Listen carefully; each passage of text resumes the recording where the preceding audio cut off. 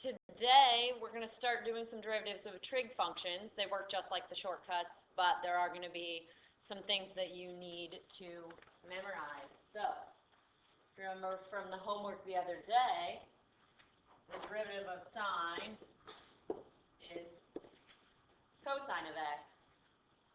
These other five you don't know, but you will need to memorize them. Make sure you memorize all 6 of these. Derivative of cosine is negative sine.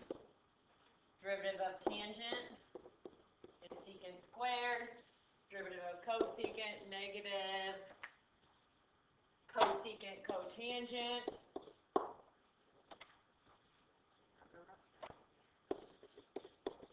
Derivative of secant is secant tangent. And the derivative of cotangent is negative cosecant squared x. Now, these limits won't come in super handy today, but they will down the road a little bit. That the limit as theta approaches 0 of sine of theta over theta doesn't matter what these are as long as they're identical, and it can also be switched. The reciprocal will also work with the sine on the bottom and the theta at the top. Same thing for here. Your thetas can be identical. This one cannot be switched because if you reciprocate 0, you don't get 0. You reciprocate 1 over here, you get 1. But 0, not the case.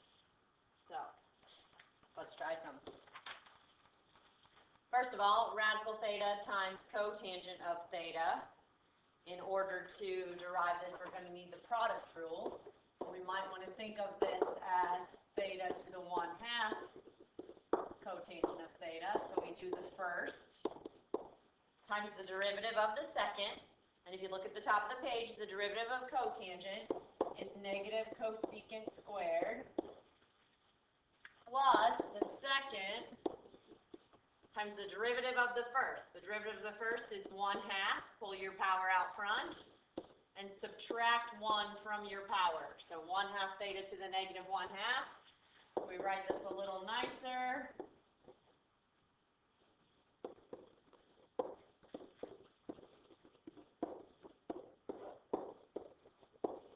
We get negative radical theta cosecant squared theta plus cotangent theta divided by 2 radical theta.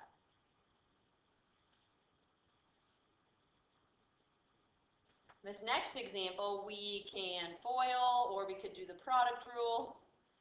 Either way, I think I'm going to do the product rule first, times the derivative of the second. The derivative of sine is cosine.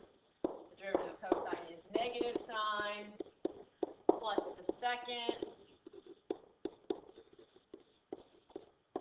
times the derivative of the first, and the derivative of tangent, according to the top of our page, is secant squared.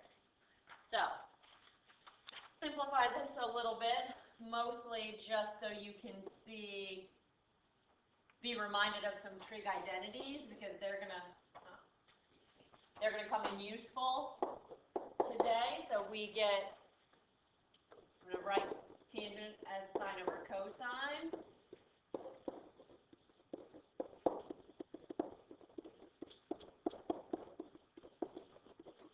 Oftentimes it simplifies a lot if you write it as sine and cosine, which every trig function can be turned into a sine or cosine.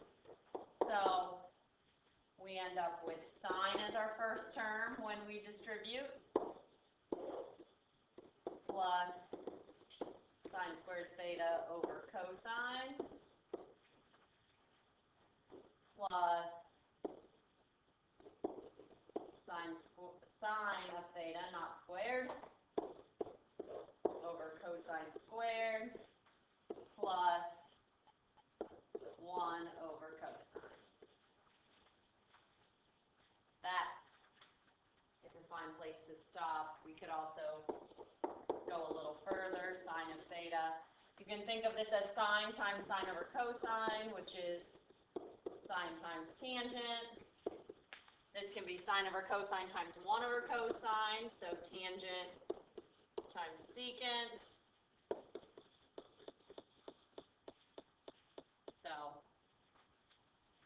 necessarily have to go all that way, but just some review of some trig functions for you.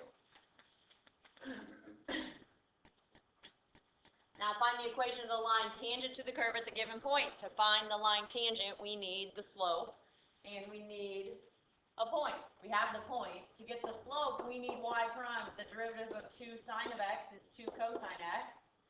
So our slope is going to be 2 cosine of our x value. Cosine of pi over 6 is radical 3 over 2. So our slope is going to equal radical 3. Now,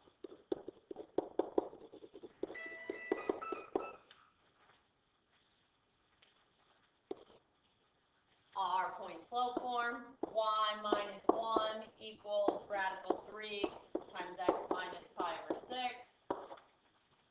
And we end up with radical 3x minus radical 3 pi over 6. When we solve for y equals radical 3x minus radical 3 pi over 6 plus 1. And that's as simplified as we can make it, so that's our answer.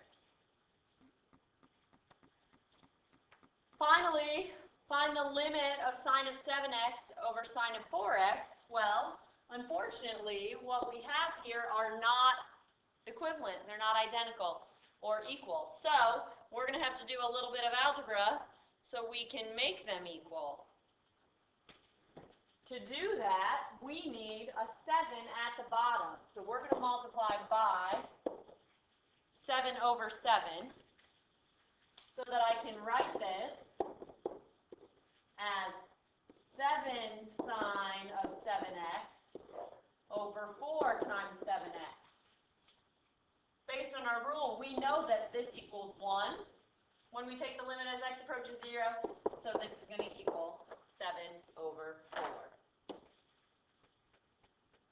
Questions? Bring them to class tomorrow. Watch the video again if you need to, whatever it takes so that you come in understanding what we talked about.